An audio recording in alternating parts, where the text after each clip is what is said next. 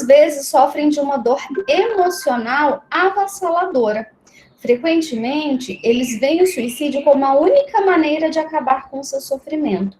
Então, vamos pensar que uma outra característica dos adolescentes é a questão da busca pela experiência, a impulsividade, a dificuldade em adiar a gratificação, que são características dessa fase do desenvolvimento. Então, para o adulto pode parecer um exagero, nossa, mas está sofrendo por causa disso, mas para o adolescente isso é o todo da vida dele. Então, a gente vai ver que não tem um único fator que vai explicar uma possibilidade desse adolescente ou dessa criança cometer ou não suicídio, mas uma variedade de fatores associados. Pode passar. Bom, então, alguns eventos estressantes que estão associados ao suicídio. Não é se então. Se ele passou por isso, então ele vai tentar acabar com a própria vida, né?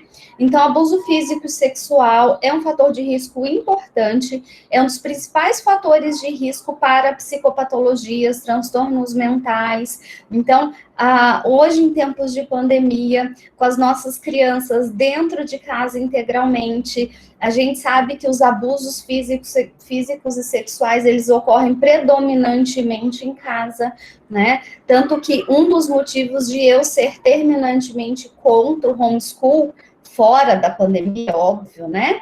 Tem um movimento no Brasil trabalhando muito essa ideia do homeschool, e claro que na época da pandemia a gente não tem muita alternativa, é que como isso tende a acontecer dentro de casa, a criança, o adolescente, ele não tem para quem contar. Então, muitas vezes é na escola que isso vai aparecer. Então, acontece dentro de casa, eu tenho medo de contar e gerar um problema na minha família, e eu vou guardando isso. Então, esse é o fator de risco importante.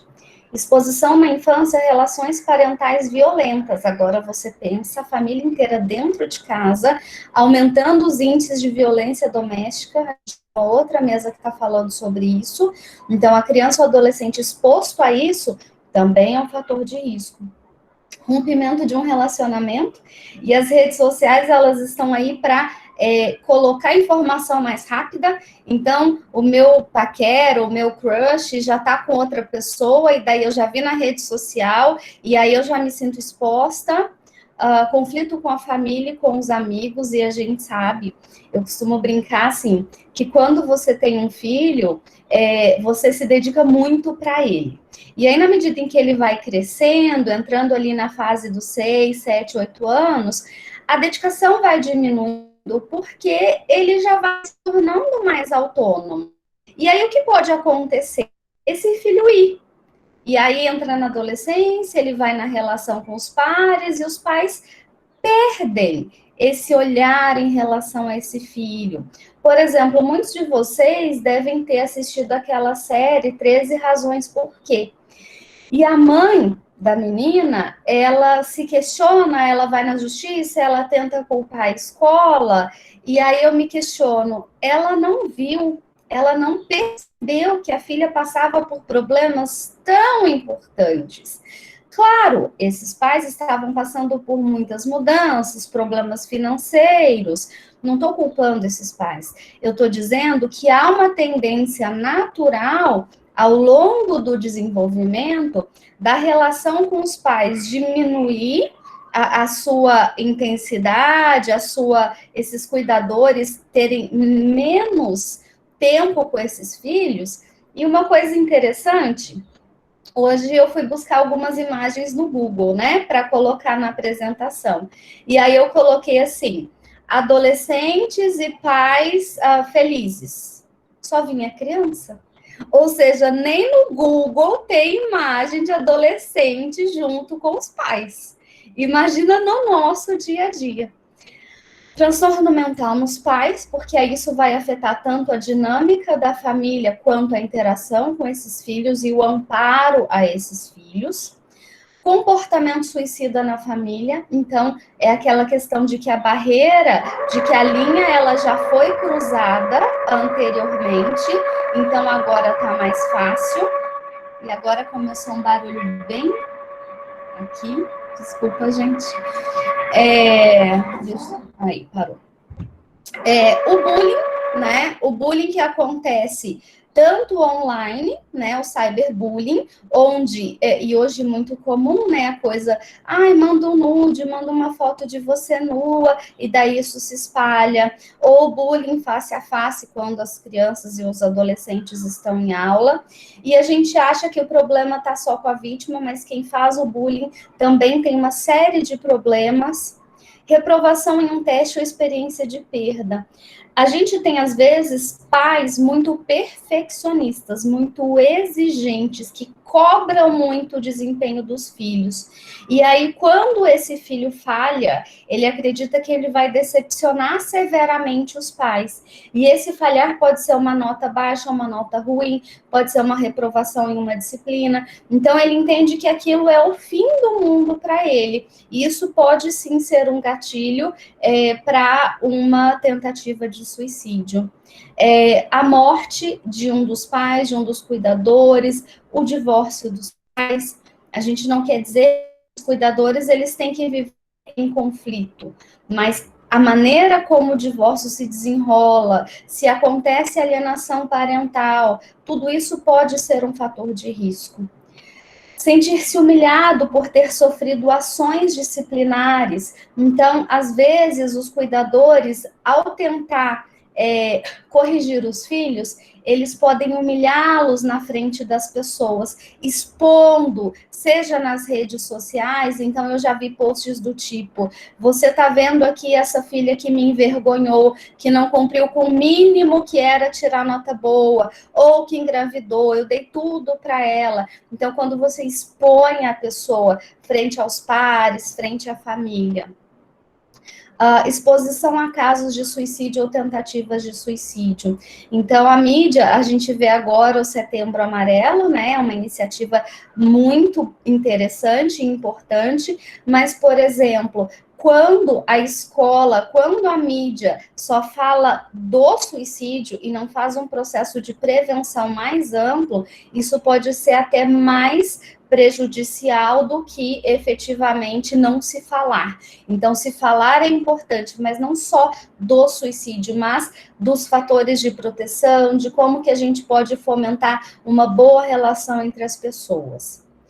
Para algumas pessoas, um evento estressante pode ser a gota d'água. Então, não foi exatamente aquele fator, aquela briga, aquele rompimento, mas aquilo foi o ponto final. Então, eu vou me remeter ao seriado 13 Razões Por Quê, onde ela está buscando uma ajuda, onde ela busca algumas formas de lidar. E aí, quando ela busca o conselheiro da escola, ela entende que ela não foi bem recebida, que ele não entendeu bem o problema dela, e ali foi a gota d'água. Então, quando ela fala 13 razões por quê, essa foi a última, mas ela foi listando todas as razões que levaram ela àquele ato. Pode passar? Bom, o que mais? Crianças e adolescentes que se machucam, né? O que a gente chama de autolesão não suicida. Então, a automutilação. Só abrindo um parênteses, no semestre passado, eu coloquei no YouTube as minhas aulas de psicopatologia.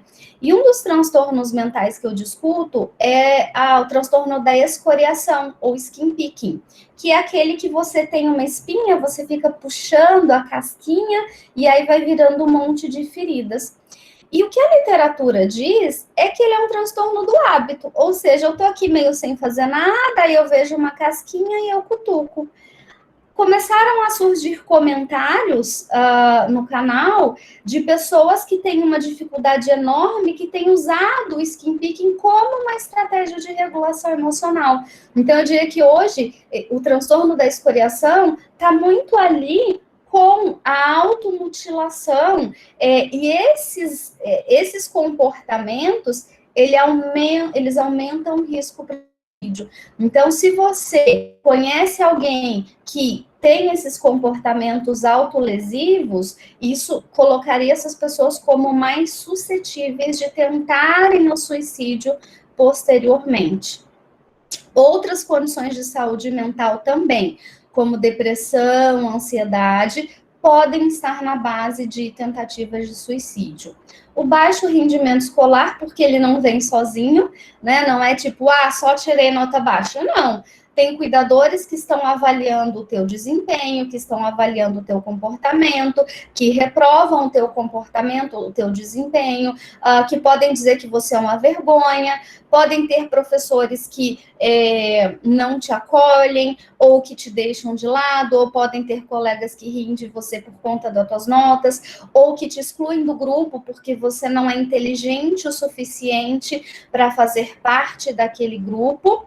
A orientação sexual, homossexual, bissexual e transgênero. Aline, então, a minha orientação sexual me torna mais suscetível a pensar em suicídio e a tentar suicídio?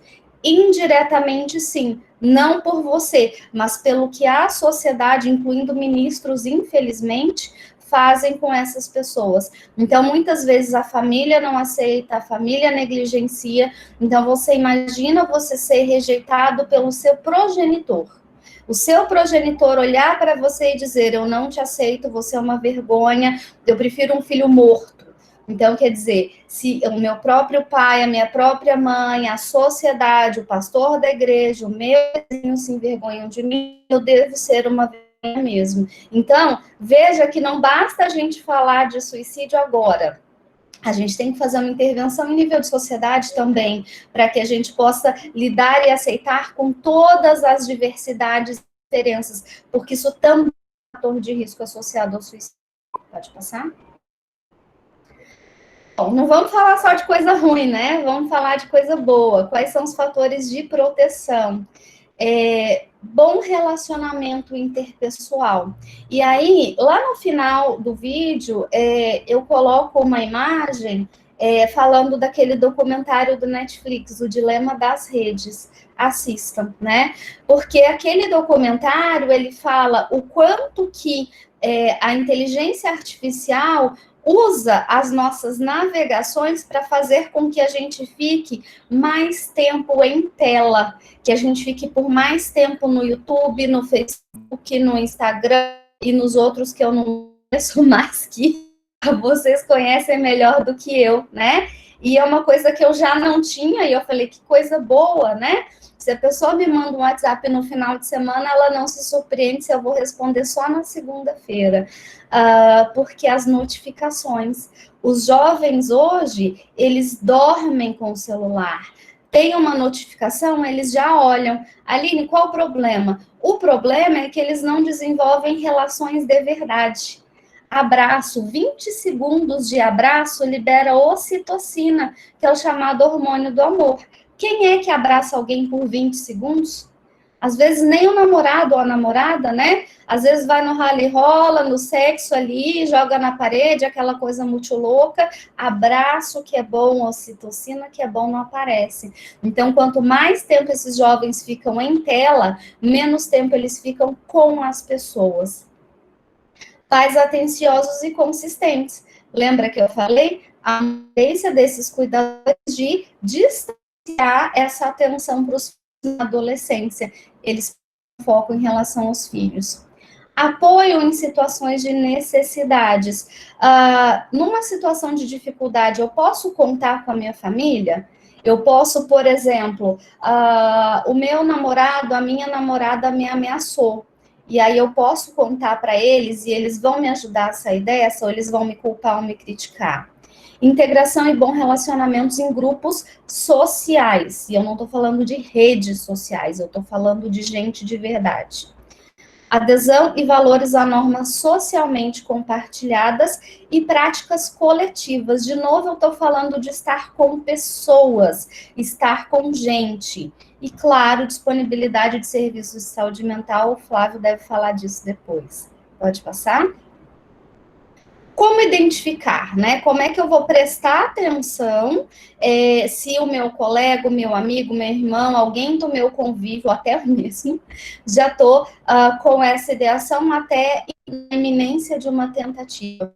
A pessoa começa a falar sobre suicídio, pesquisar sobre vídeo, né? E a gente vê que as redes sociais, o YouTube, o Facebook, eles fazem esse cruzamento de informações. Então, quanto mais eu pesquiso sobre, mais informações sobre ele vai me mostrando. Mudanças dramáticas nos hábitos de sono. E vejam bem, na pandemia estamos como eu não, mas a maioria de vocês trocando a noite pelo dia, né? E por que eu não? Porque eu sou especial? Não, porque eu tenho um filho que regula o meu horário de sono, né? Então, isso me ajuda muito. Mas, em especial, os adolescentes, eles ficam até tarde no celular, aí começa a acordar tarde, não tem que acordar para ir para a escola. Então, essas mudanças no horário de sono já vão sinalizar também um fator. Afastamento de amigos, família e atividades agradáveis, todos nós agora na pandemia, né? Dificuldades na escola, descuido com a aparência, então passa a não ter mais autoestima, passa a não se cuidar, fica mais desleixado com a aparência. Começa a se depreciar, mas eu sou um lixo, eu não sirvo para nada, eu não sei porque eu nasci, eu sou um peso na vida das pessoas. Quando ela começa a dar coisas que ela gosta para os outros, falar claramente ou veladamente que quer morrer. E o que a gente faz? A gente bloqueia a comunicação. Ai, deixa de ser besta, é até pecado falar um negócio desse.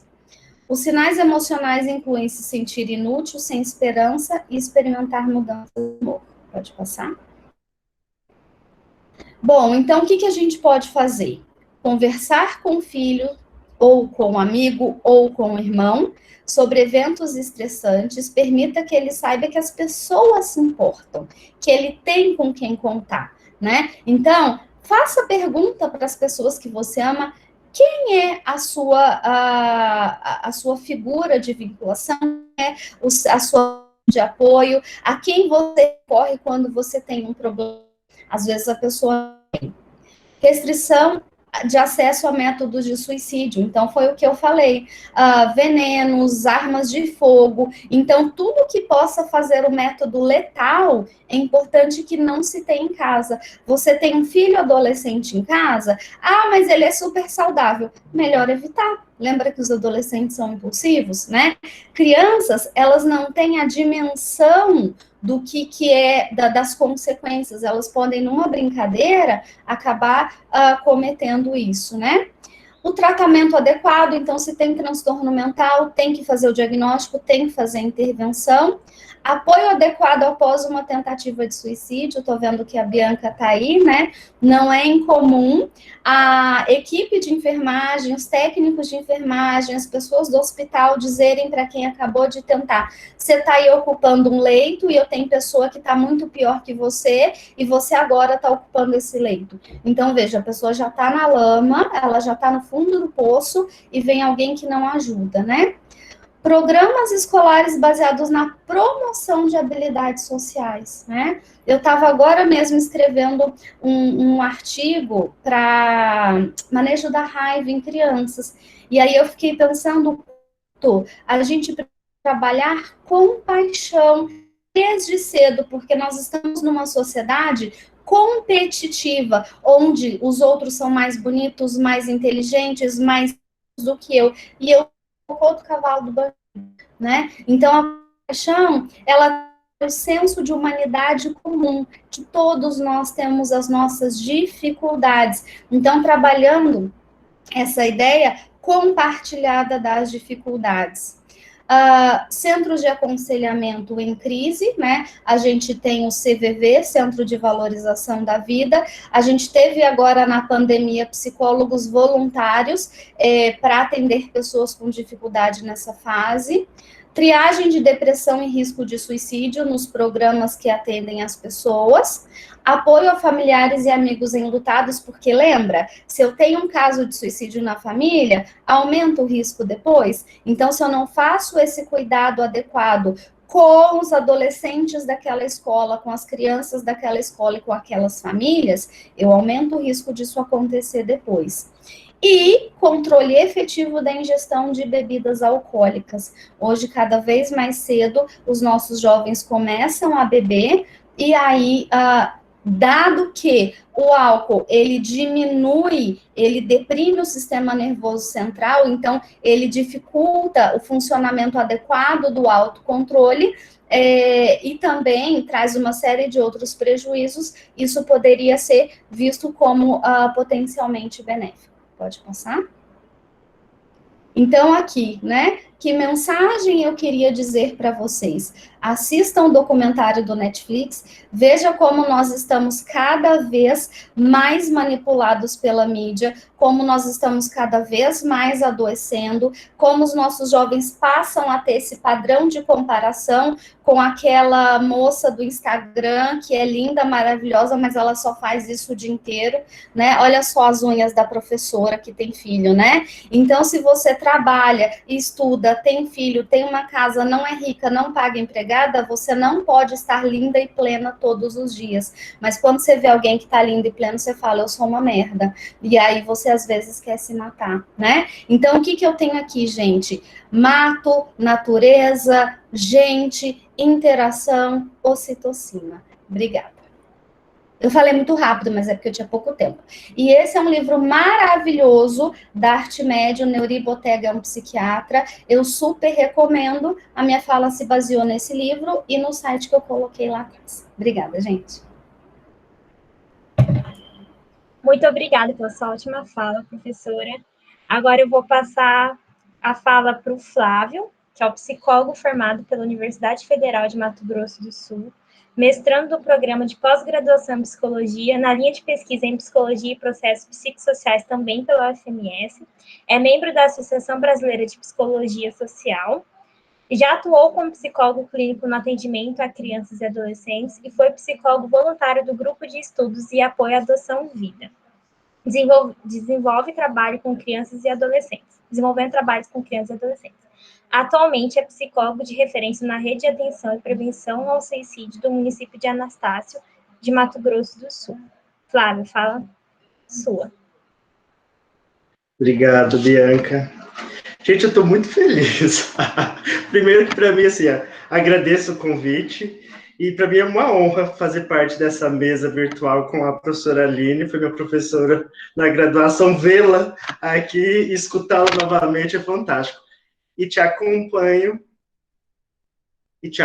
lá no YouTube também, estava assistindo as suas aulas esses dias. E a Soraya também, para mim é uma honra e uma responsabilidade, né? Quando eu pensei em produzir alguma coisa para esse evento, eu fiquei em dúvida do que eu ia trazer, né? E aí eu pensei, por que não da minha experiência, do que a gente desenvolve em Anastácio? E é um pouco disso, né? Em tempos de desmonte das políticas públicas e de notícias negativas o tempo todo, eu vim trazer um SUS que dá certo, né?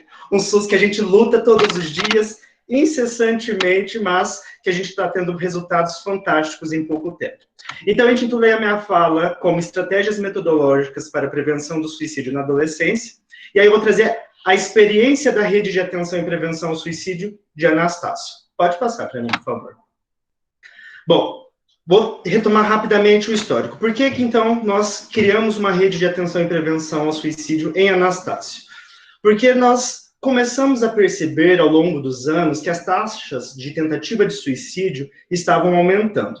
Num estudo realizado em 2017 por Camargo, que é o Evandro, que é meu amigo, virou meu amigo em Anastácio, ele sistematizou, então, as taxas de suicídio ao longo de 2017 a 2016, então ao longo de 10 anos. Ele percebeu que neste período houve o aumento progressivo, então houve o aumento de 50% das taxas de suicídio. E aí o que acontece? Temos os dados, então a gente precisa pensar em possibilidades de intervenção.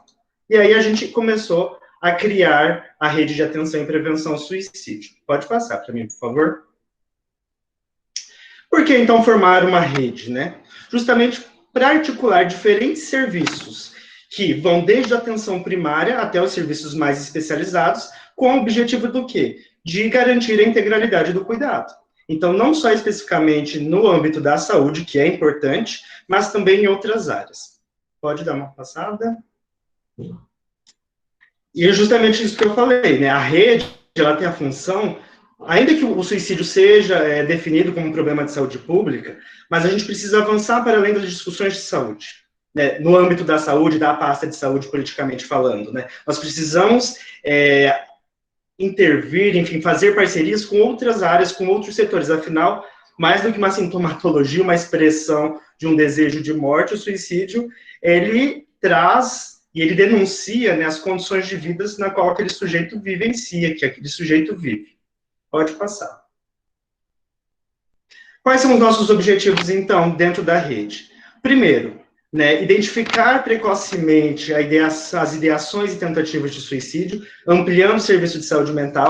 A professora Aline falou no slide dela, né, o acesso aos serviços de saúde é um fator de proteção. Então, assim, quando a gente amplia esse acesso aos serviços, a gente consegue identificar mais precocemente pessoas que manifestam ideação e conseguimos, então, intervir nesses casos. Outro objetivo é instrumentalizar profissionais e a comunidade em geral para a prevenção e para as práticas do cuidado. Então, falar mais campanhas, não só, né, de campanhas educativas, né, mas também ações que coloquem essa população em movimento, né, afinal, a gente não vai falar para eles, a gente vai desenvolver com eles. E também instituir um sistema de comunicação eficaz para as notificações em casos de suicídio, o que é muito importante, porque se a gente não tem o registro, nós não temos dados, a partir dos dados a gente não pode fazer ação nenhuma, principalmente em qualquer lugar, na verdade, né? Mas principalmente tratando-se de serviço público, de instituições públicas. Pode passar. Essa é uma rede, mas pode passar que eu quero chegar na parte mais legalzinha, que são as fotos. Bom, como que é o fluxo do nosso atendimento? Então, como que esse adolescente, ele acessa o serviço de saúde mental, especificamente da rede de atenção e prevenção ao suicídio? Primeiro, através da unidade de emergência, urgência e emergência, então dos hospitais, temos o hospital em Anastácio, mas que não tem pronto-socorro, e tem o hospital de Aquidauana, que faz a referência, que tem um pronto-socorro. Isso nos casos mais graves, né? Também temos, ele pode acessar através da saúde mental, então nós temos um telefone específico que eles podem ligar para acessar esse serviço, e também através das unidades de saúde, através das estratégias de saúde da família que nós temos no município. Pode passar para mim, por favor. Bom, eu vou passar bem rápido. Nesse é importante dizer que foi um projeto, ele foi executado, começou a ser executado em 2017, e aí em 2019 nós conseguimos transformar a rede em lei municipal. Então, independente da gestão que vai permanecer o ano que vem no município, esta lei, a rede, ela permanece. E aí essa lei, que é a Lei 1.172 de 2019, do ano passado, então, ela dá algumas orientações de funcionamento da equipe mínima, enfim, ela dá um norte aí para as atividades, para as ações de funcionamento dessa rede. Pode passar para mim, por favor. Então, o que nós temos dentro do município para atender esse adolescente, né? Nós temos as ações de prevenção, que aí eu vou mostrar um pouco das nossas atividades, que é as parcerias que a gente desenvolve nas escolas, com assistência social, enfim. Os serviços na perspectiva da atenção, então nós temos o atendimento clínico individual, atendimento psicológico clínico individual, nós temos atendimento, grupos psicoterapêuticos, e nós temos atendimento psiquiátrico também na modalidade de atenção. E pós-venção, nós temos o grupo de pós-venção, né, do grupo dos enlutados por suicídio. Pode passar para mim, por favor. Pode passando. Eu quero que você chegue naquele slide que fala sobre os dados de Anastácio. Pode. Senão não vai dar tempo. Pode passar mais. Aí, volta um. Volta um. Isso, é esse mesmo. Bom, como a professora Aline já falou, as taxas de suicídio em jovens, adolescentes jovens aí de 15 a 29 anos, a segunda causa de morte desses jovens é por suicídio, e eu percebi que eu li no relatório da Organização Mundial de Saúde de 2018, quando eles publicaram, que a faixa etária de 15 a 19 anos, a taxa de suicídio é considerada a terceira causa de morte. Esses são os dados que nós temos de Anastácio de 2019. E aí eles corroboram, inclusive, os dados presentes na literatura, né, que a segunda causa de morte, então o segundo público ali que nós temos de maior expressividade são os adolescentes jovens de 15 a 19 anos. Esses dados referentes à demanda eles já são dados muito positivos para nós, porque a gente conseguiu perceber que o número de tentativas diminuíram, e aí o número de ideação, a gente conseguiu identificar, então, antes, as pessoas que manifestavam ideação suicida, conseguimos identificar antes delas tentarem suicídio. Isso para nós é realizador, né? Aos poucos a gente vai caminhando. E é a expressão, né, do gênero feminino como a expressão do gênero que mais tenta suicídio, o que confirma na literatura. Pode passar.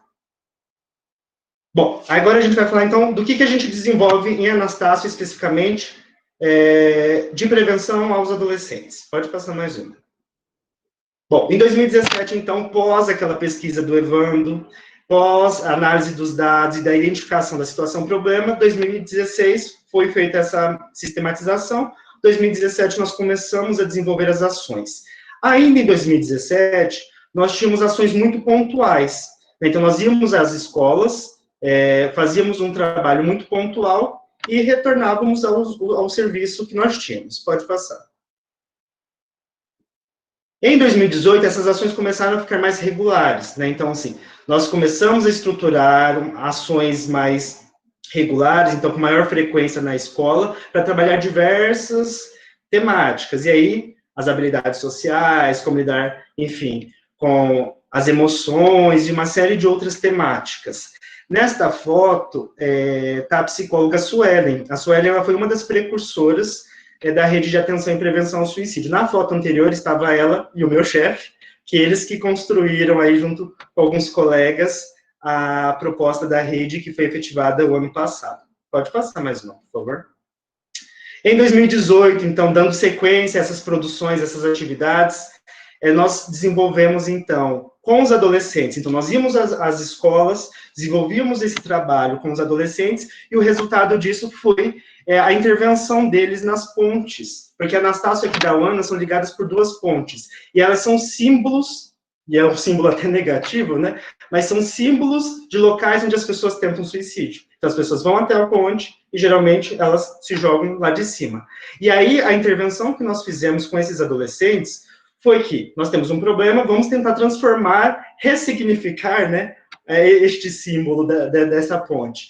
E aí eles produziram frases de apoio que manifestavam acolhimento e construíram um varal, né, na ponte e penduraram essas frases nesta ponte. E aí foi uma intervenção muito bacana, e aí vocês estão vendo as fotinhas deles. Ficou um pouco pequeno, mas dá para ver. Na foto aqui da direita, os adolescentes na ponte, e aqui, do outro lado, junto com a secretária, enfim, os psicólogos, foi muito bonito esse projeto. Pode passar. Em 2019, eu ingressei na rede, fui contratado especificamente para atuar dentro da rede de atenção e prevenção ao suicídio, e aí a gente começou, então, a ampliar. Agora, em 2019, ainda em 2018, era uma psicóloga para dar conta do município inteiro. Em 2019, houve a minha contratação, ampliamos o serviço, então. E aí começamos a participar muito mais frequentemente das atividades escolares. Em 2019, então, começamos a participar do Família na Escola, então, aproveitar essas brechas, essas reuniões que há, na verdade, no espaço escolar, tanto com a equipe dos profissionais de educação, familiares e alunos, e para conversar um pouquinho com eles sobre saúde mental, sobre prevenção do suicídio, sobre a vida. Né? Essa foto foi uma foto tirada na Escola Estadual Indígena Guilhermina, que fica bem no centro de Anastácio. Aí nós conversamos um pouquinho sobre saúde mental, e principalmente enfatizando, né, nesses espaços, o cuidado e onde recorrer à ajuda. Né? A gente sempre dá ênfase nesses aspectos. Pode passar, mais uma. Em 2019, isso foi um desafio muito bonito para mim. Nós fomos convidados pela PAI para trabalhar com as crianças e os adolescentes de lá, a prevenção ao suicídio, a promoção da vida, enfim. E aí a gente ficou pensando, como fazer isso? Né? Como adaptar isso e tornar isso mais acessível, né, às crianças e os adolescentes? E aí eu e a psicóloga, a Jéssica, ficamos pensando, vamos trabalhar com os emojis. Eu acho que é assim que fala, né?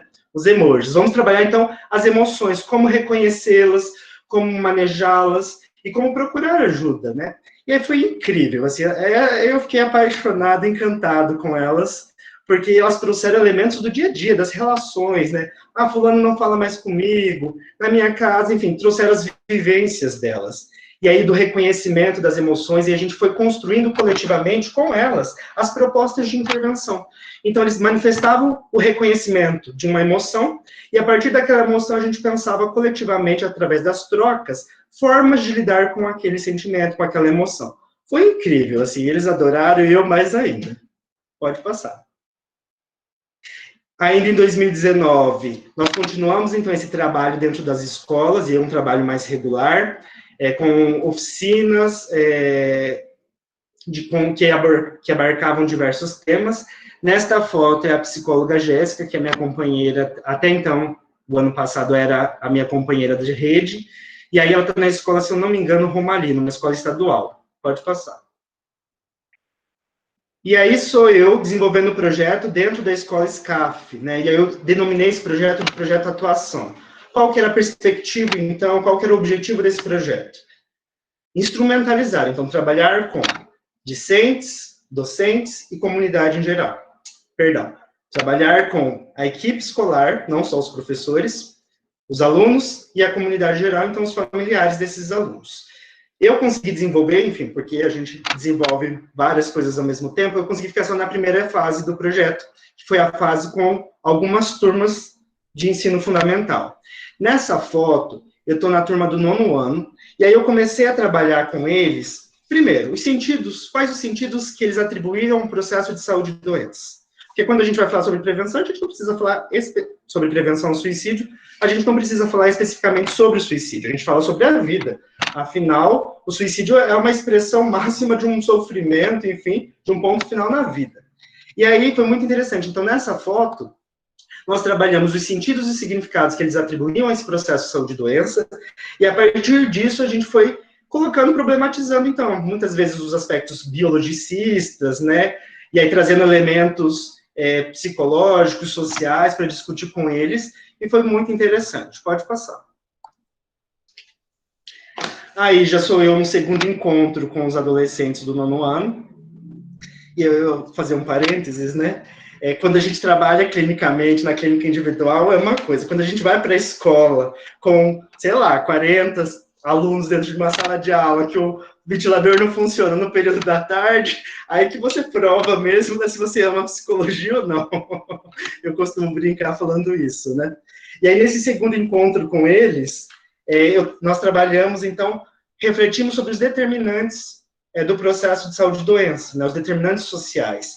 E aí nós desenvolvemos nessa foto, não dá para enxergar muito bem, mas a árvore, que intitulamos da árvore do problema, né? Então, cada aspecto da árvore, inclusive a Bianca, aprendi isso com a Bianca na capacitação que ela deu ano passado para a equipe do NASF, nós trabalhamos com ele, cada elemento da árvore, então, raiz, caule, enfim, a copa, que são as folhas, cada elemento ela traz um significado. Então, a causa, o conceito que eles entendem, o que eles entendem por aquilo, a rede de apoio, as consequências, enfim. E foi muito bacana, porque isso permite, ludicamente, materializar para eles formas de intervenção, formas de colocar, então, de materializar justamente o que eles pensam e de avançar com isso, né? Ir além do que está posto. Foi muito bacana também. Pode passar. Aí, a minha experiência com 7º e 8º ano, juntos numa sala, por isso que eu falo, essa sala, juntaram 2 turmas numa sala pequena. E a Anastácia faz um calor de 50 graus. E aí, mas foi muito bacana, porque eles foram muito participativos, né? Esse foi o primeiro encontro que eu realizei com essas 2 turmas, lá nessa imagem que estão as 2 meninas no quadro. Era o momento que elas estavam, a gente ia iniciar a atividade de identificar, né, os sentidos e significados que eles entendiam pelo processo de saúde e doença. Nessa foto ao lado, que os estudantes estão em pé, uns de frente para os outros, nós fizemos uma dinâmica que foi uma dinâmica com o objetivo de recuperar o quanto os determinantes sociais eles impactam no nosso processo de saúde e doença. E era uma dinâmica muito interessante, porque trazia, cada estudante ele recebeu um papelzinho, e nesse papelzinho definia o que ele era. Então, eu sou um estudante indígena, eu sou um estudante que tem uma religião que não é a religião comum da minha comunidade. Eu sou estudante que vem de uma família rica. E aí eles tinham que dar um passo à frente a cada afirmação que eu fazia. Ao final, eles tinham que olhar para trás e ver quem que não conseguiu dar nenhum passo. E aí eles traziam a emoção. Então, qual o sentimento despertado, provocado, evocado, né? Por você não ter dado nenhum passo. Aí eles falavam qual que era a personagem, e aí a gente trabalhava em cima desses sentimentos, abordando, enfatizando como as condições de vida, elas são importantíssimas, né, no processo de saúde e doença. Então, uma pessoa que não tem condições mínimas para viver, como a gente está observando muito na pandemia, o que ficou mais evidente ainda, essas desigualdades, a gente discutia muito isso, indo além de um aspecto muito subjetivo, né, porque isso também é promover a vida. Olhar criticamente para a realidade, identificar esses determinantes e depois construir coletivamente uma proposta de intervenção é fundamental, pelo menos é dentro dessa perspectiva que nós trabalhamos. Pode passar. Aqui, já no 7º ano, um segundo encontro com eles desenvolveram cartazes. Nesses cartazes, eles tinham que colocar, de um lado, o que para eles produz tristeza e o que para eles produz alegria. E aí eles recortavam imagens de revistas, colocavam e depois eles iam explicando. Na foto dá para perceber os meninos e as meninas lá na frente de todos, mostrando os cartazes, e eles explicavam por que, por exemplo, eles colocavam um cara com um carro importado como sinônimo de felicidade. E a partir disso a gente ia conversando, ia desconstruindo muitos elementos, né? E reconstruindo o tempo todo. Pode passar. Aí já foi um outro encontro que eu tive com as duas turmas ao mesmo tempo, né, o 7º e 8º ano. E aí, neste encontro, nós trabalhamos duas dinâmicas. A árvore dos problemas, que já foi mostrado na outra turma, no 9º ano, e a dinâmica do balão, que foi para dar ênfase na importância da coletividade na promoção da vida. O quanto a coletividade, o quanto o outro, ele é importante. Porque ninguém é feliz sozinho. E aí a gente fez essa dinâmica, né? Cada balão tinha uma frase que eles mesmos colocaram, é uma frase, de uma problemática que eles elencaram, encheram e a gente jogava. E a cada jogada a gente ia tirando alguns alunos até que ficou insustentável manter tantos problemas sozinhos. E a gente promovia a reflexão sempre a partir disso, né? Sempre da ludicidade, sempre através de dinâmicas e trazendo para a realidade deles. Porque qual que é a realidade ali? Não que seja mais a realidade predominante, né? É uma realidade que não tem muita perspectiva, né? Se na capital já não tem tanta perspectiva, no interior menos ainda. Não tem perspectiva de emprego, saneamento também é um pouco mais precário, acesso aos serviços também são mais precários, então a gente sempre trazia os elementos da realidade, para não descolar nunca as discussões de vida da realidade que eles vivenciavam. Isso foi muito bacana, acho que foi o ponto-chave para a gente conseguir sensibilizá-los para uma mudança, ou, enfim, para um início de mudança. Pode passar para mim, por favor.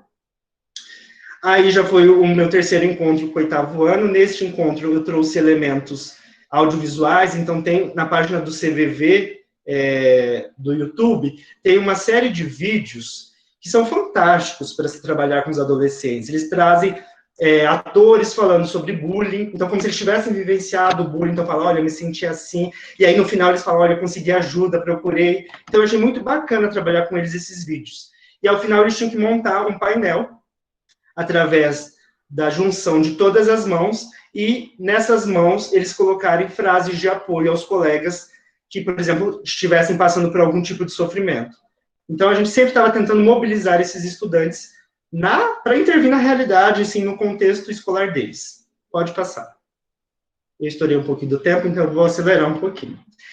Nós desenvolvemos, na verdade, programamos desenvolver esse projeto, que chamava Superação, que era um projeto destinado aos adolescentes, especificamente, e era um projeto que tinha como fator a prática esportiva como elemento de fortalecimento de vínculos, então, portanto, de uma construção de uma rede de apoio. Inclusive, a professora Aline falou, né, práticas esportivas coletivas, elas são muito importantes. Se eu não me engano, por conta de ser final do ano, nós desenvolvemos 2 encontros, mas foi muito interessante também. E aí, por conta da pandemia esse ano, não demos sequência. Pode passar. Nós desenvolvemos ano passado, então, 2 eventos. O 4º encontro de saúde mental, que aí o tema foi suicídio, intervir para prevenir. E aí, dentro da proposta, nós discutimos, a equipe discutiu, tem que ter um espaço para a família. Porque às vezes a gente fica muito acadêmico, né? E a gente discute só entre nós. E aí vamos criar, então, uma oficina para a família. Para a família também participar, afinal, a gente está falando deles, né? Da vivência deles. E aí, inclusive, essa oficina fui eu que ministrei, foi sobre a importância dos vínculos familiares na prevenção do suicídio, e foi uma oficina justamente para sensibilizar, para a gente refletir sobre as nossas atitudes no dia a dia, no nosso contexto familiar, e assim, foi incrível. As pessoas ficaram muito sensibilizadas, e a gente fechou justamente com isso. Errar, tudo bem, a gente erra, eu erro, você erra, faz parte do processo de ser humano, mas é importante mais ainda a gente reconhecer o erro e tentar mudar isso daqui para frente. Então, assim, foi um momento muito bonito, muito fantástico. Pode passar. Nós fizemos o ano passado o primeiro... Ah, tá. Aí também fez parte do encontro de saúde mental, a psicóloga Gisele, que é essa psicóloga que está com o microfone nas mãos, ela destinou a fala dela para os profissionais da educação. Então, a prevenção do suicídio, o que a escola pode fazer? Porque é importante isso. A gente fala de prevenção do suicídio em adolescentes, mas a gente não precisa, na verdade, a gente não precisa e também não deve ficar restrito a intervenções com os adolescentes. A gente tem que intervir no contexto mais global, né, mais de totalidade da vida mesmo. Então, a gente faz as capacitações, as intervenções com os adolescentes, mas também com todos aqueles, vamos chamar de atores, né, todos aqueles atores que estão dentro desse contexto. Pode passar? Também tivemos um momento exclusivo dentro do encontro para os estudantes. Eu estava sem a foto e não consegui colocar, mas a psicóloga Jéssica, que desenvolveu, ela falou sobre prevenção ao suicídio, então a valorização da vida com esses adolescentes, do 9º ao 3º ano do ensino médio. Eu não consegui a foto, mas a foto foi fantástica, porque assim, lotou, na época que podia fazer aglomeração, lotou o nosso auditório. E foi muito bacana, porque eles trouxeram elementos do dia a dia deles, das formas como eles enfrentam isso, e puderam discutir isso coletivamente nesse espaço, dentro de um evento. Pode passar. E aí foi o nosso primeiro seminário sul-mato-grossense de prevenção ao suicídio, e aí estou trazendo elementos especificamente aos adolescentes. O que a gente desenvolveu focado nesta população. Esta mesa foi especificamente para tratar de prevenção do suicídio de adolescentes. Eu falei sobre o grupo como fator de proteção, e aí questionando, será que realmente, quais as possibilidades e limitações de um grupo como fator de proteção? Questionando e colocando para a gente pensar, né, que o grupo, ele apresenta as tensões, as contradições sociais, só que em nível menor. Mas ele traz também, ele pode ser tanto um fator de proteção, como um fator também de risco. Mas, assim, a gente discutiu um pouco disso, a Suelen, a psicóloga, ela trouxe a questão da ansiedade, né, normal ou patológica, porque a gente tem mania de patologizar tudo, e a pediatra, ela trouxe os sinais, como identificar e como fazer esse acolhimento e essa intervenção. E isso dentro de um evento, especificamente, esta mesa foi para adolescentes. Pode passar. Fizemos ações nas pontes, blitz educativas, fixamos também frases ali para tentar ressignificar a ponte. Pode passar. Parcerias com outras instituições, então, portanto, através a Camila, que é minha companheira aí de trabalho, só que é psicóloga do IFMS e minha colega do mestrado, ela fez o convite à rede, nós conversamos um pouquinho com os adolescentes sobre os mitos e verdades, porque ainda que a gente discute muito ao longo dos anos, existe muita informação não científica e distorcida que é divulgada. Pode passar.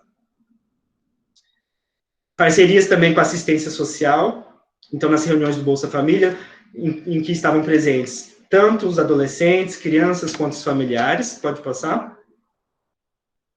E aí, esse ano de 2020, o desenvolvimento do projeto Adolescer, então, foi um planejamento que nós não conseguimos executar por conta da pandemia, e é um projeto que especificamente lidava com os adolescentes, que trazia então a discussão do processo de saúde e doença, habilidades de vida, enfim, e trazer esses pais para construir junto os encontros. Então, tanto é que no 6º encontro, no 7º encontro, era um encontro com pais e filhos juntos para finalizar, enfim, a intervenção.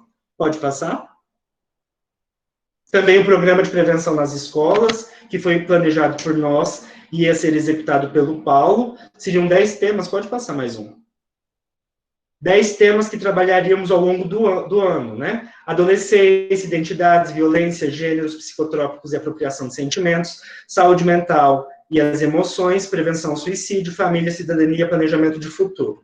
Por conta da pandemia, novamente, nós não conseguimos desenvolver. Porém, pode passar mais um. Neste pouco período antes da pandemia, antes de entrarmos em quarentena, nós conseguimos desenvolver algumas ações. Então, dessas ações que a gente desenvolveu do dia 17 de fevereiro a 16 de março, a gente conseguiu trabalhar com 144 estudantes, 6 turmas em 3 escolas, com a equipe escolar. E aí, essa foto é o Paulo, fazendo uma das suas intervenções, e na outra, que estão várias pessoas sentadas, era uma reunião que nós tivemos na escola Guilhermina, então a escola indígena que tem dentro de Anastácio, para discutir ações de intervenção na população terena, porque ali os indígenas, a etnia é terena, né, porque estávamos tendo muito casos de autolesão e tentativas de suicídio dentro da população terena. E aí, junto com a população, junto com pessoas que trabalham, que vivem aquela realidade, a gente pensou em várias estratégias, inclusive o cacique estava presente. Fechamos o projeto. Novamente, a pandemia, ela foi um dos pontos que a gente não conseguiu desenvolver esse ano. Pode passar mais uma?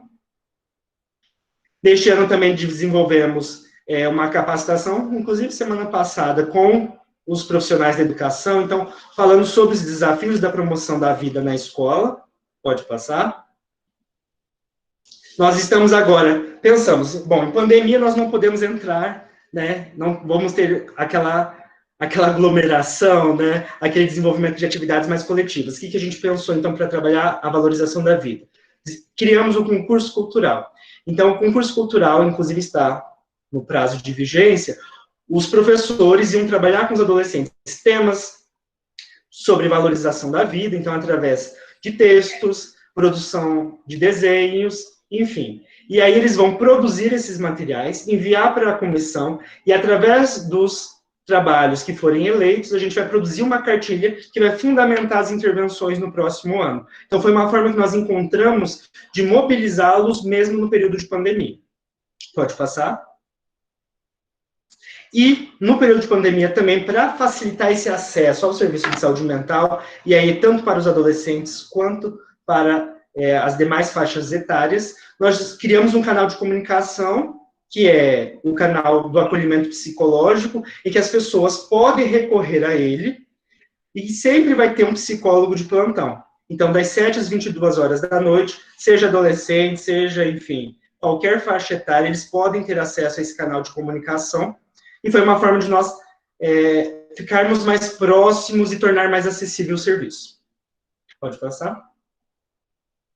Aqui somos nós. Cresceu um pouquinho para uma cidade pequena, não me pergunte a quantidade de habitantes, porque agora eu não vou lembrar. Mas, assim, todos nós somos psicólogos aí que atendemos, então, formamos a equipe de saúde mental do município. Esses que estão com a flechinha amarela na cabeça são os psicólogos específicos da rede de atenção e prevenção ao suicídio. Então, eu ali na ponta, a Jéssica e o Paulo. Eu e a Jéssica, nós desenvolvemos tanto o trabalho em grupos, quanto atendimento clínico individual. E o Paulo, ele desenvolve o trabalho mais focado na prevenção, né? Então, ele faz, este ano, seria ele que faria o desenvolvimento dos programas, dos projetos na escola. Pode passar mais um. Pode passar. E a gente não pode falar, vou aproveitar o espaço, volta um pouquinho. Que foi, inclusive, um post que eu fiz, e eu acho que a gente tem que reconhecer. Porque quando a gestão é ruim, a gente aponta e faz as críticas. E quando a gestão acerta, nós temos que elogiar. Porque gestão e atenção à saúde são indissociáveis. E aí eu tenho orgulho de falar que eu faço parte dessa equipe e desta gestão que está no município. Porque foi uma gestão e uma equipe que deu ênfase, que valorizou não só a atuação dos profissionais, como de toda a saúde da população. Então, ela valorizou, ampliando os acessos aos serviços de saúde mental, e ela dá condições para que nós desenvolvamos o nosso trabalho. Então, assim, tenho que elogiar a secretária de saúde, que inclusive é psicóloga, né, a Aline Calneto, que já tem uma visão diferenciada. Aí, para as questões de saúde mental, enfim, para as questões de saúde de modo geral. Então, eu preciso deixar esse reconhecimento aí. Pode passar? Passando o tempo, estourando, muito obrigado. Eu quis trazer um pouquinho, então, dessa experiência, de como nós estamos trabalhando em Anastácio com essa população de adolescentes. É isso.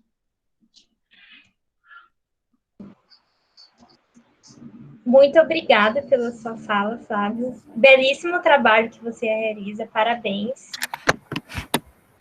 Agora eu vou passar a fala para a Soraya Solon, que possui graduação em farmácia pela Universidade Federal de Mato Grosso do Sul, especialista em farmacotécnica homeopática pela Associação Médica Homeopática do Paraná, especialista em ciências farmacêuticas de produtos naturais pela Universidade Federal do Paraná, especialista em educação na saúde para preceptores do SUS pelo Instituto Sírio-Libanês de Ensino e Pesquisa, mestrado em Saúde e Ambiente pela Universidade Federal de Mato Grosso e doutorado em Ciência da Saúde pela Universidade de Brasília.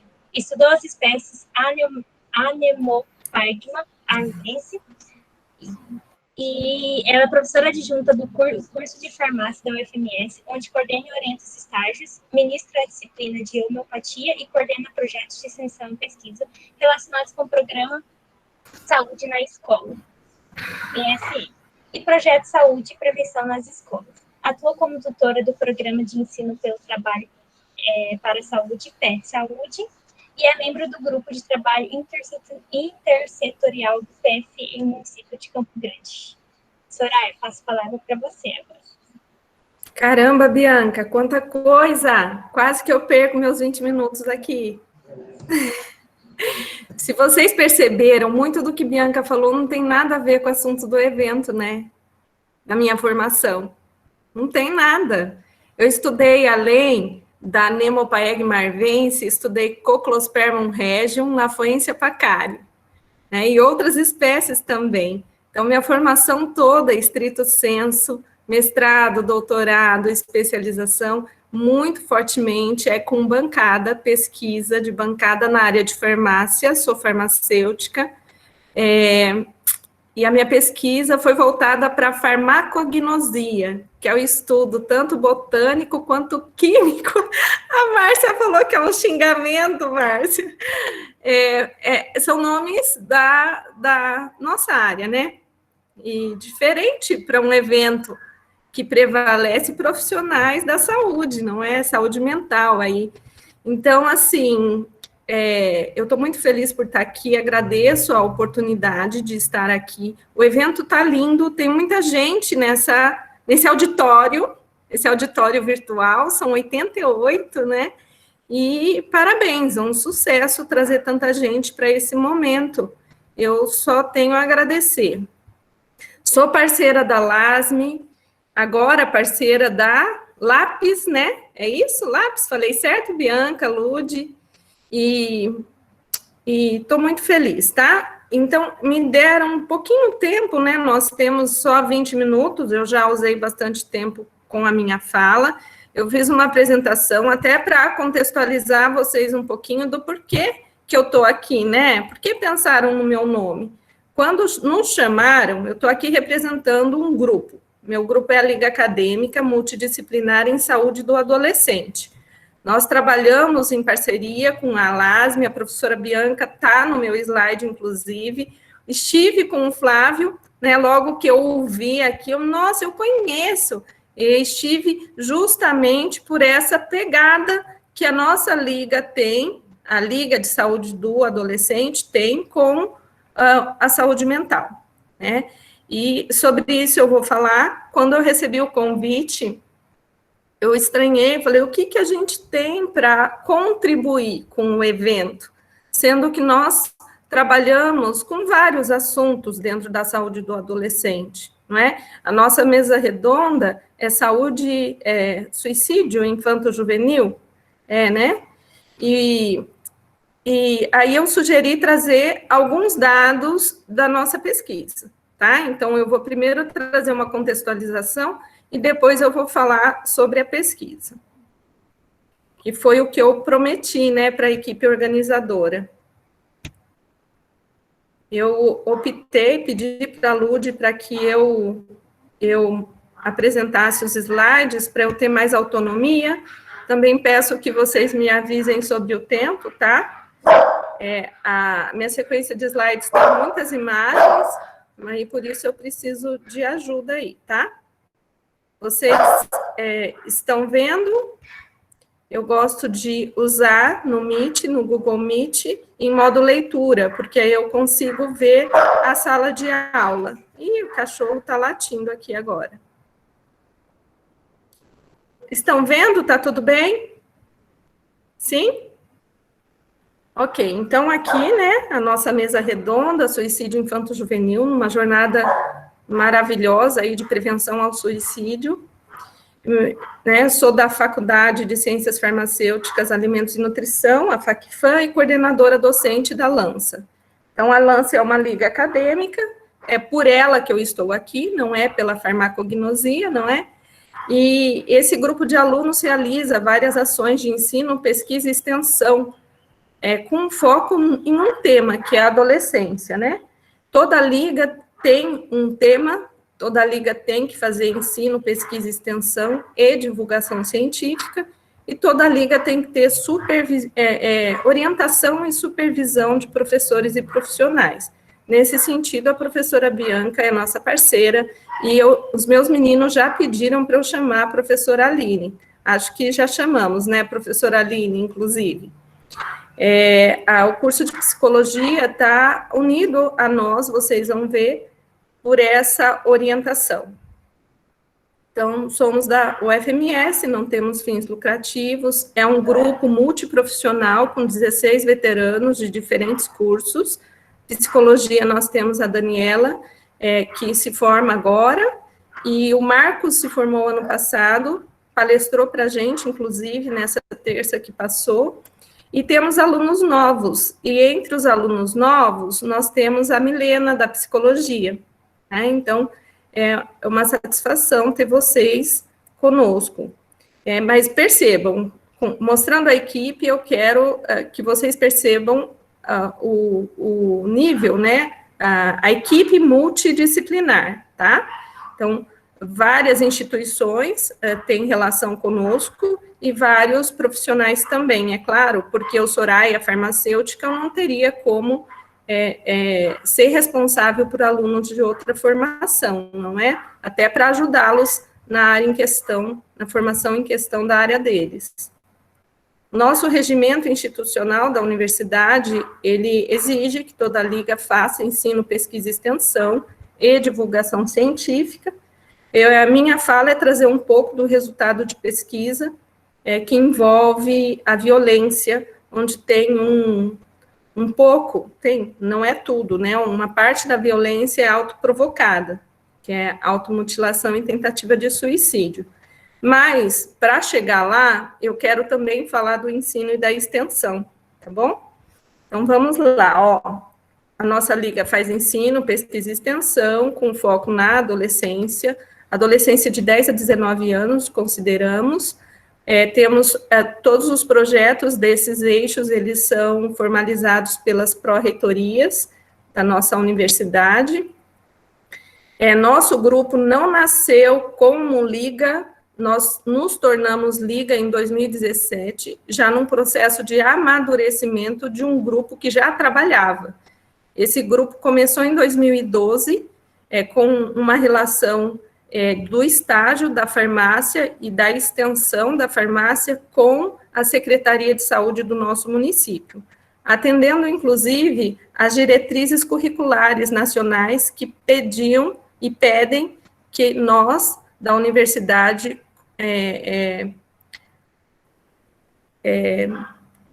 que a gente forme o nosso aluno o quanto antes.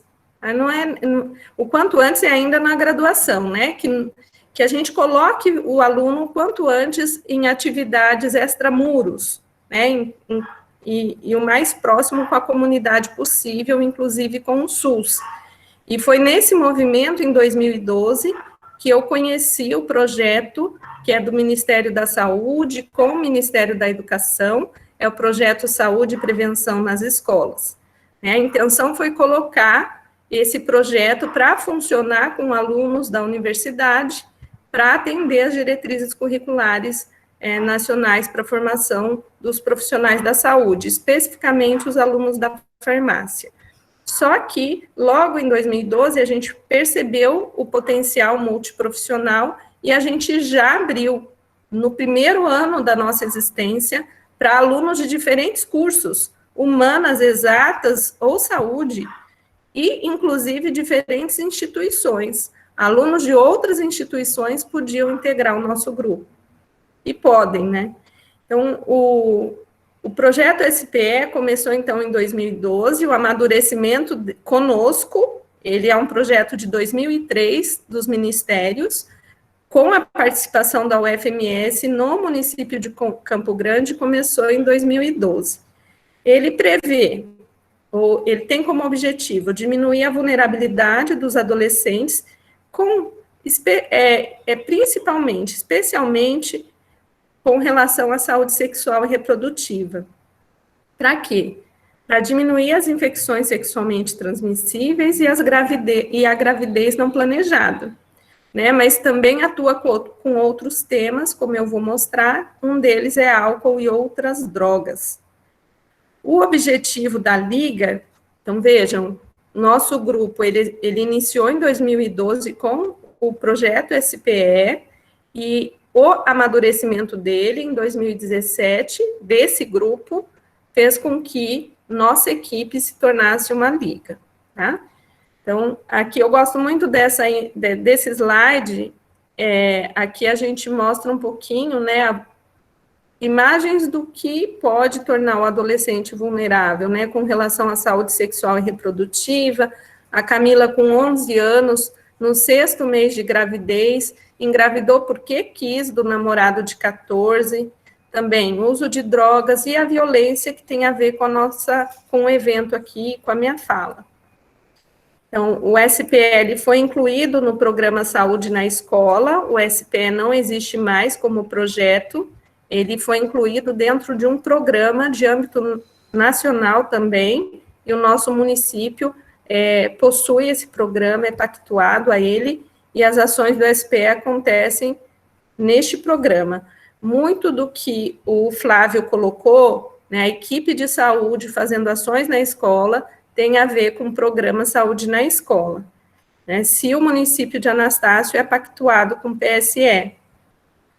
Bom, a gente trabalha muito com extensão, nascemos por isso, inclusive agora acabou de acabar um grupo de extensão na Escola Emídio. Essa ação de extensão foi à distância, respeitando todos os critérios, né, da biossegurança na pandemia, e hoje tivemos 2 ações de extensão, né, e as 2 com grupos diferentes de adolescentes na Escola Emídio, que é uma escola estadual daqui. Ah, que bom, Bruna, o programa já esteve na escola da Bruna, ela está falando. Então, sobre extensão, vou mostrar algumas imagens, tem muito a ver com o que o Flávio faz em Anastácio. Nós trabalhamos com oficinas participativas, gerando reflexão, aprendizado a partir da reflexão. A Thaís estudava no Emídio, então, a gente está com uma parceria muito bacana com o Emídio. Não temos mais o grupo de teatro, mas era uma das ações que fazíamos. Esse grupo de teatro, ele foi financiado pela Secretaria de Saúde e estava dentro das ações da universidade. A Juliana da Medicina, o André do curso de Farmácia. Eu gosto de colocar essa imagem porque tenho esperança que esse potente método ainda vai renascer, tá? Bom, nós trabalhamos com oficinas participativas, muitas delas são descritas, que a gente trabalha, elas estão nos fascículos do SPE. Por que eu mostro para vocês? Nosso grupo trabalha com vários temas, né? Então, assim, por que a gente está na jornada de prevenção ao suicídio, né?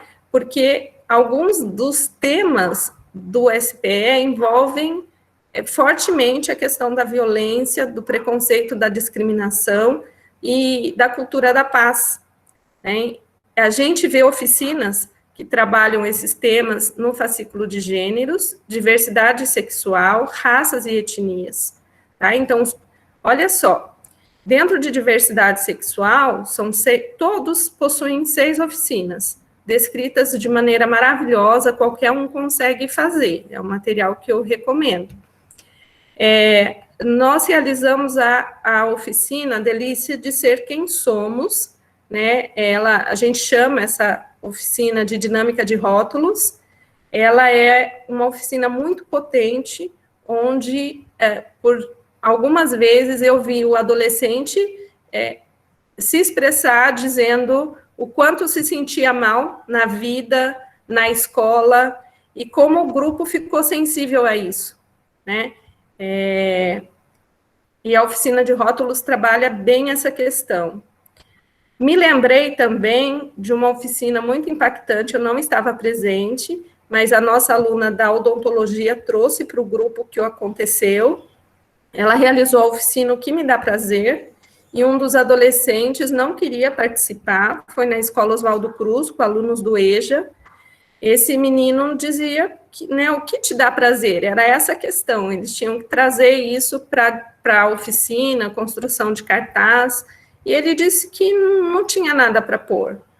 E ela, mas como assim? Você não gosta de tomar um sorvete? Ele pensou, e ele disse que gostava de colocar um prego no tendão de Aquiles, sabe? Aquela parte do pé que fica o tendão, ali entre o tornozelo e o tendão, né? Ele colocava um prego ali e colocava coturno, então ninguém via. Então, assim, a gente percebe a violência autoprovocada, a automutilação, nesses momentos da oficina, né? Tanto nessas como a dinâmica de rótulos, né? Que os alunos se sentem muito à vontade para falar sobre a tristeza deles, como essa que a nossa aluna vivenciou na Escola Oswaldo Cruz. O meu aluno Carlos, que é inclusive da LASME, ele e a aluna Alexandra, eles trouxeram a oficina Quero Mais Saúde, e executando essa oficina na UBSF Los Angeles, com 5 adolescentes, eu levei um susto, né? Eu e meus alunos executando várias oficinas lá, os 5 adolescentes abriram um bracinho. Essa foto não é deles, tá? Mas os 5 mostraram um bracinho, eu tirei essa foto do Google mesmo, e os 5 se automutilavam. E a oficina não é uma oficina que envolve a conversa sobre suicídio, sobre tristeza. É uma oficina que se chama Quero Mais Saúde. A gente conversa sobre saúde. E eles trazem muito, os nossos jovenzinhos trazem muito a saúde mental, a discussão sobre isso. A tristeza, a ansiedade. E a automutilação está muito presente onde a gente vai. Aqui um outro exemplo que eu vivenciei, onde a violência autoprovocada, né, me impactou. Nós temos a parceria com a Subsecretaria de Juventude, e o subsecretário, subsecretário Michael, ele tem vínculo ainda com a subsecretaria, mas saiu da posição de subsecretário. O Michael Nogueira, ele trabalhou conosco lá no Los Angeles, realizando o curso Levanta Juventude, e uma mãe me manda a foto da aluna, nosso grupo que organizou o curso, que organizou as inscrições, e a subsecretaria realizou realizou o curso de uma semana, é uma imersão, maravilhoso o projeto. E a mãe me manda a foto do bracinho da filha, né, todo cortado. Bom, a apostila do projeto Segurança Humana da Prefeitura de São Paulo também tem o módulo 7 abordando o tema violência, e trabalhando com a oficina do Cá Entre Nós, na Escola Delmira, o tema foi violência, eles não quiseram outro tema, por exemplo, saúde sexual e reprodutiva, não quiseram outro tema, gênero, diversidade. Então, vamos falar sobre bullying, sobre violência. E os meninos, o grupo do 8º ano, foram vários encontros. Aqui é uma imagem que o aluno desenhou de um enforcamento, e é o tio que se enforcou. E esse menino, assim, era agressivo na sala, resistente a nós, isso nos primeiros encontros. No final, ele já era outra pessoa.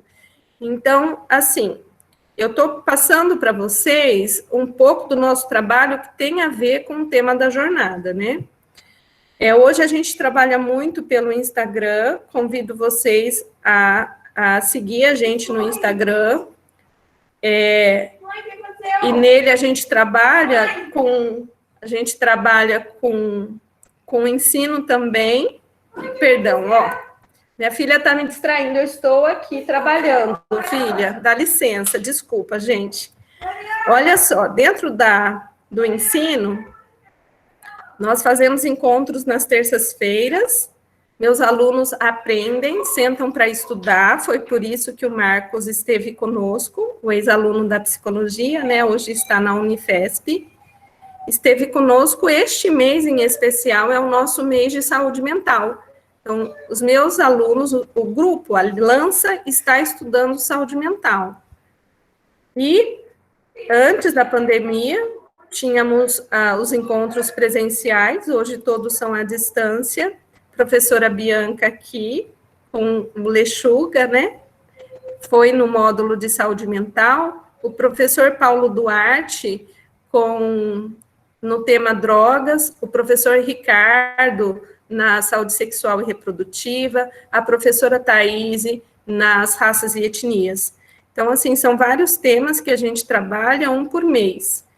E dentro desse projeto de ensino, a gente também, os alunos hoje fazem material educativo para postar no Instagram. Então, nós começamos aqui a falar sobre violência quando começou a ter a discussão do rapaz que faleceu nos Estados Unidos e que gerou toda a onda de protestos. Ai, me perdoem que fugiu o nome dele, mas foi no mês de junho, julho, não é? Então, nosso grupo começou, então, a focar, mesmo com antecedência, não estava no nosso planejamento, a gente começou a falar sobre violência, diversidade, preconceito e discriminação. Isso gerou um curso, um evento que foi a Semana da Diversidade. Esse post aqui foi convidando a comunidade para a Semana da Diversidade. E nesse movimento, a gente também teve uma situação de ensino, no movimento de ensino, tivemos uma situação onde um aluno nosso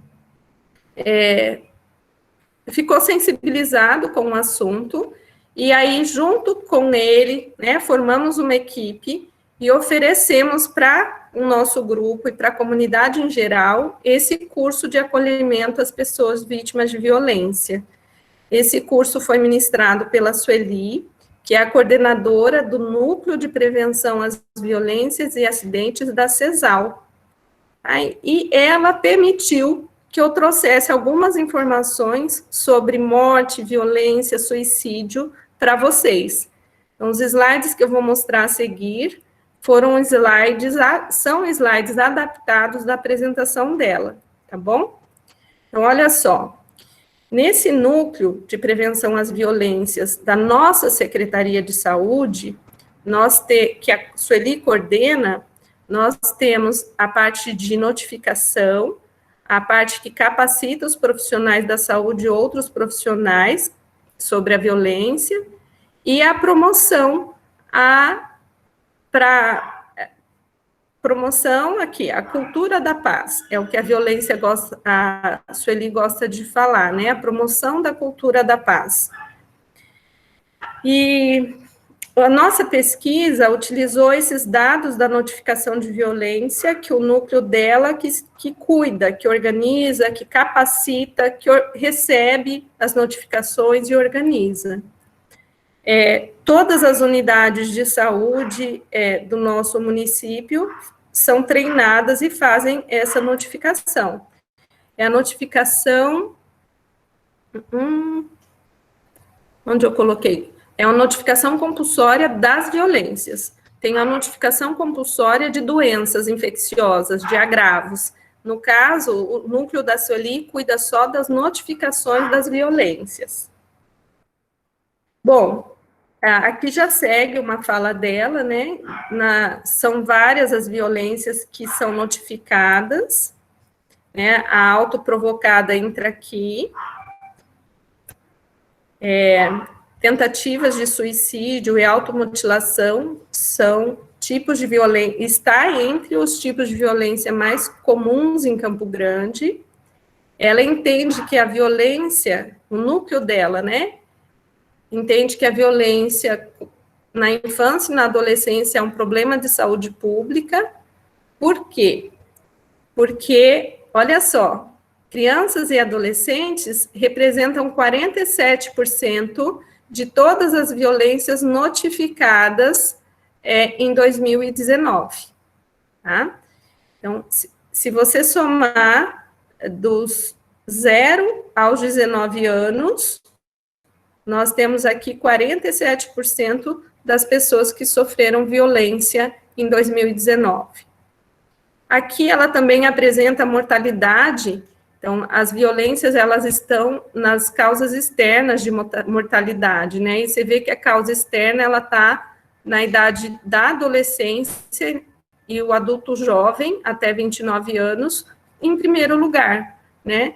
Já na criança, em terceiro lugar, e o adulto de 30 a 59 em segundo lugar, né?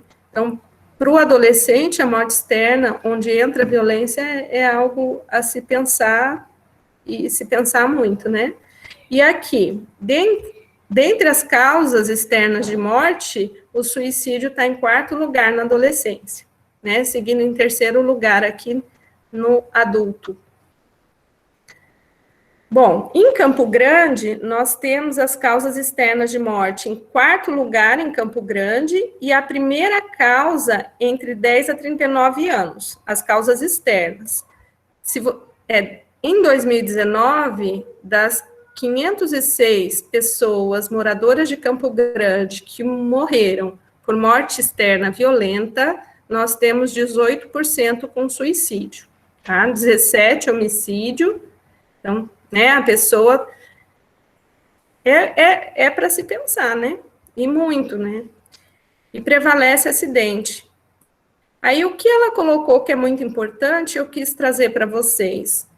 O homicídio está caindo na série histórica e o suicídio está aumentando. Eu não sei se vocês já conversaram sobre isso, mas o suicídio está aumentando. E aqui o núcleo que a Sueli coordena estimou que houve um aumento de 112% de morte por suicídio dos últimos 10 anos, de 2010 para 2019. Né, e isso registrado no Sinam.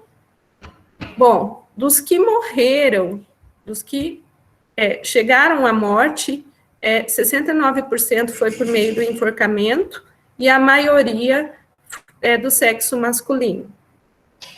Só que eu quero conversar mais com vocês sobre a violência autoprovocada, a tentativa de suicídio, não é? E a automutilação.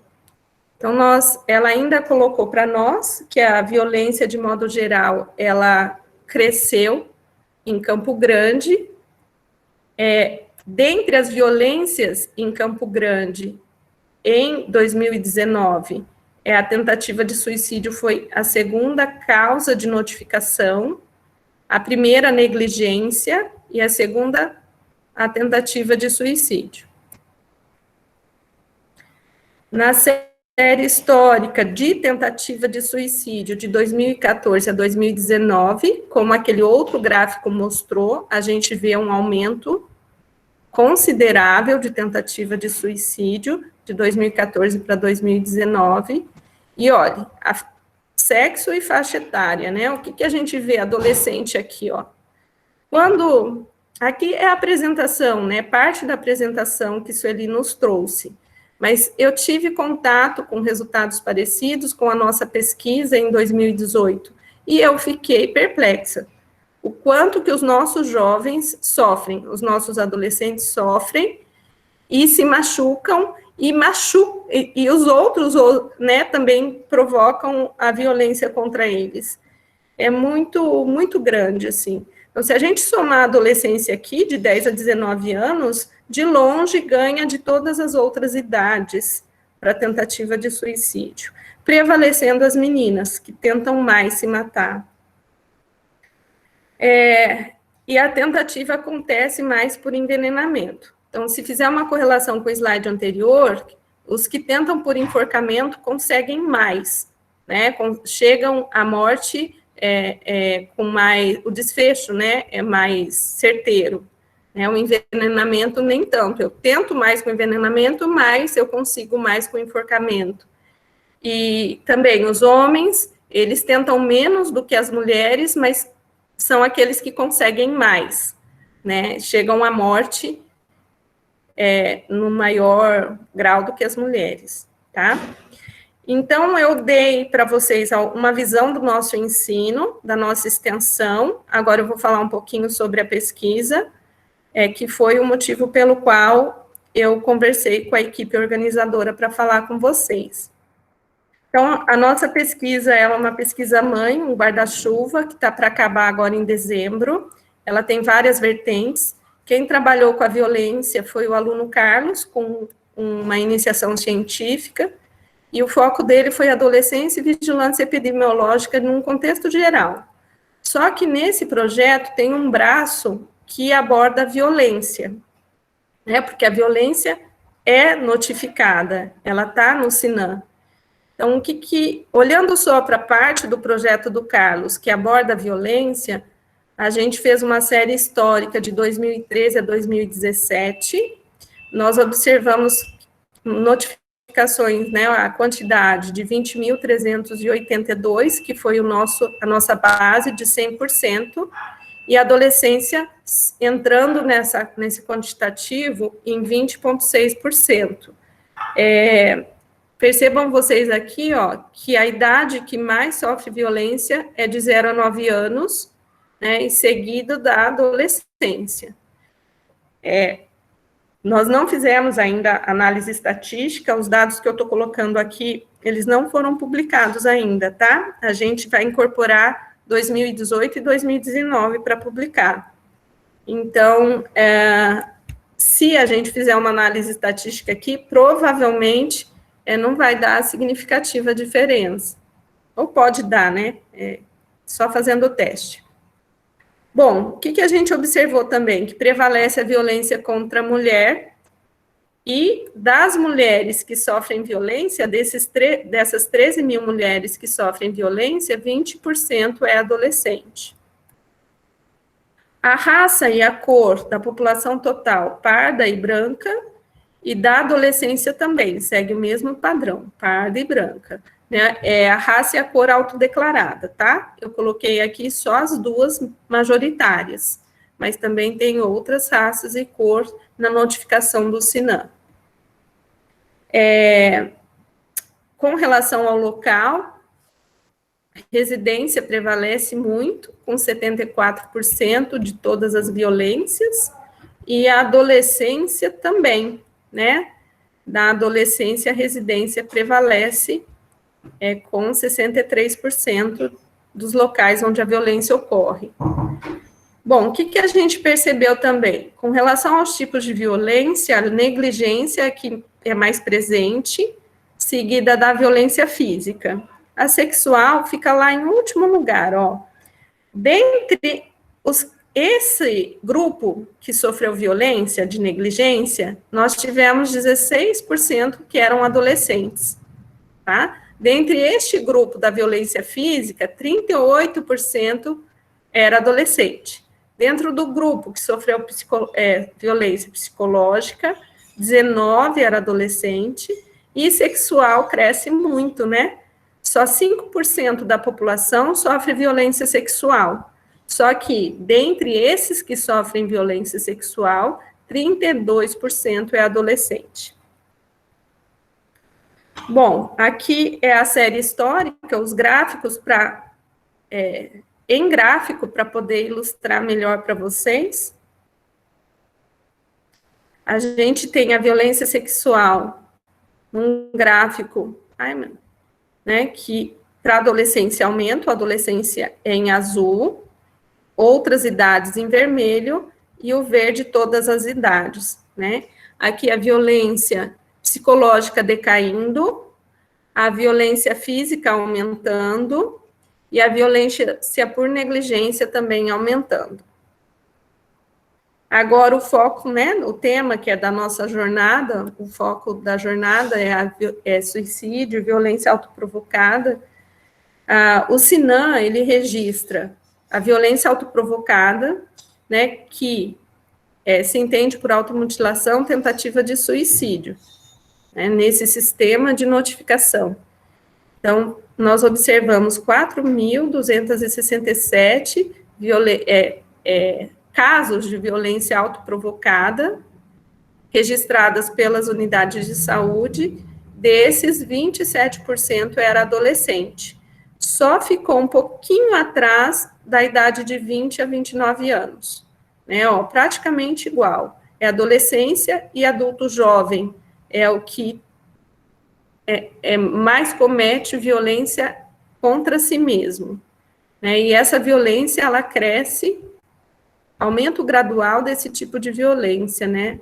Então, a gente tem aqui, de 730 notificação em 2013 e 2017 foi para 1.098. Né? Foi crescendo aí as notificações de violência autoprovocada. Aqui eu mostro para vocês que essa violência autoprovocada na adolescência acontece mais com os adolescentes de 15 a 19 anos, 74% desses, e meninas, né? Desse grupo aqui, 73% é menina, né?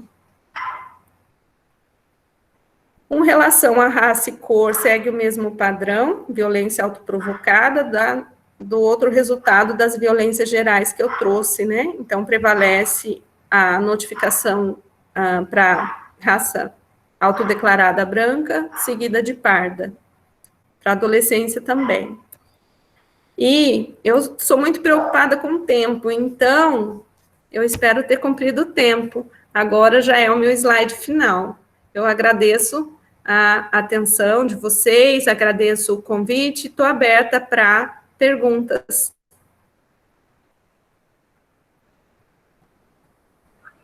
Muito obrigada, Soraya, pela sua ótima fala e mostra a importância das diversas áreas se conversarem. Isso. Antes de abrir para as perguntas, eu peço que quem puder ligar os microfones, que a gente aplaudir, mesmo de longe, os nossos palestrantes por falarem tão lindamente num tema tão importante.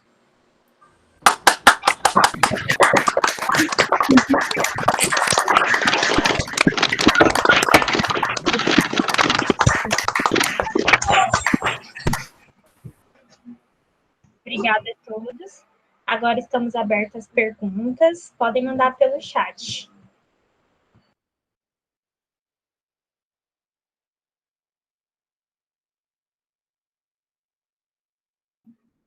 Bia, vai ter um registro? Podíamos dar um print na tela, né? Se as pessoas ligassem as câmeras. Quem puder ligar a câmera, a gente pode tirar um print, uma foto.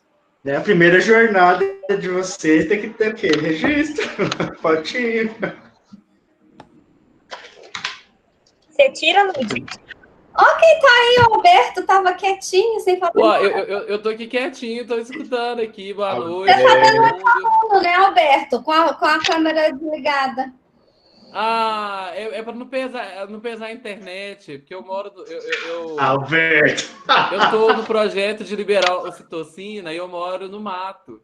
E aí, então, aqui a internet é rádio, então tem que... Se liga muito, ela complica. Mas queria aproveitar para agradecer aí o Flávio, agradecer a Aline, agradecer a professora Soraya também. Muito bom. Eu estava aqui escutando e pensando nesse desafio, né? Assim, que se pensar em prevenção ao suicídio é algo difícil, né? Assim, como fazer isso? Pensa nesse público, né? E eu atendia muitos adolescentes e talvez essa seja uma pergunta, assim, como envolver os pais, né? Assim, porque muitas das vezes os pais querem que a gente conserte os filhos, né? Mas desde que não os envolva, né? Assim, que a gente não, que eles não se impliquem, não tenham que fazer nenhuma modificação. E aí eu acho sempre desafiador trabalhar com esse público, porque eles vêm trazidos, né? Assim, às vezes de um jeito muito ruim. Já atendi adolescentes que pensavam que estavam indo ao dentista, né? E quando chegaram, era o psicólogo, né? Então, eu fico pensando como envolver os pais, né? Assim, nessa identificação desses sinais, sem ser invasivo também, né?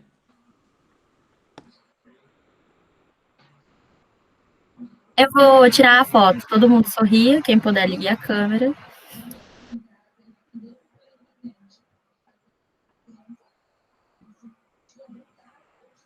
Já foi. Eu acho que tem uma dúvida só aqui da Cristina.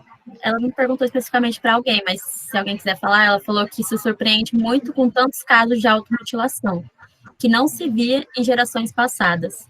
Vocês sabem se existe algum estudo sobre isso ou por quê? Poderíamos pensar em modelos? Se alguém quiser responder. Eu posso responder. Eu não conheço nenhum estudo falando das estatísticas, né? Mas se a gente pensar assim, que a automutilação é usada como uma estratégia de regulação emocional. E aí a gente aprende a regular nossas emoções nas relações. Então, quando eu sou criança e eu expresso uma emoção e os meus cuidadores, seja professor, pais, enfim, reagem a essa emoção, ali eu vou aprendendo as formas de regular. Eu fiz uma série de pesquisas sobre como os pais lidam com as emoções dos filhos, e é interessante, não foi longitudinal, foi transversal, né? Então, não foi com a mesma amostra ao longo do tempo, mas assim, a gente percebeu que pais de crianças na terceira infância, perdão, na segunda infância, que é de 3 a 6 anos, eles tendiam a validar mais. E já na terceira infância, ou eles iam para a resolução de problemas, né? A gente avaliou tristeza, raiva, então eles iam para a resolução de problemas, tá? Então o que a gente pode fazer para resolver? E praticamente não tinha validação. E a gente tem hoje do celular. Vocês estão, agora não dá muito para estar em ambiente público, né? Mas, enfim, observando, é muito comum, assim, a criança chora, faz birra, não quer alguma coisa, dá o celular. Então, não se aprende a regular e não se aprende a sentir. As emoções, elas estão sendo vistas hoje como vilãs. Então, o filho chora, o filho fica com raiva, os cuidadores ficam desconcertados. E a tendência é, para de sofrer, né? Para de sentir essa emoção. E, na verdade, as emoções, elas fazem parte da vida. Então, o questionamento é, o que essa emoção está me dizendo? Por que ela está aí? E aí, a automutilação vem para aliviar a dor e o sofrimento. Ao invés de eu me perguntar por que eu estou sofrendo, o que gerou essa dor. Então, a gente precisa hoje, cada vez mais, trabalhar o sentir. Sentir é importante, dar vazão às emoções é importante, e perguntar o que aquela emoção está fazendo ali é importante. Então, a gente precisa voltar um pouquinho no tempo, né? E ajudar esses cuidadores a olhar para esses filhos, a reagir à emoção desses filhos, não de uma maneira punitiva e nem invalidante, mas permitir que ela apareça.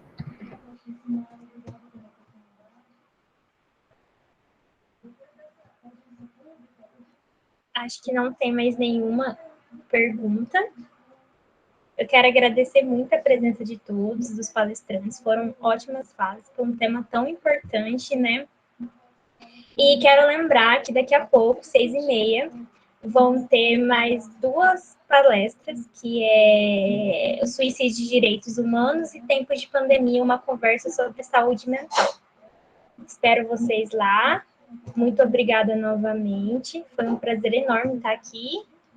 E até breve. E acompanhe a nossa programação e siga a gente nas redes sociais. Labs UFMS e Las no UFMS. Obrigado, gente. Obrigada, gente. Até daqui a pouco.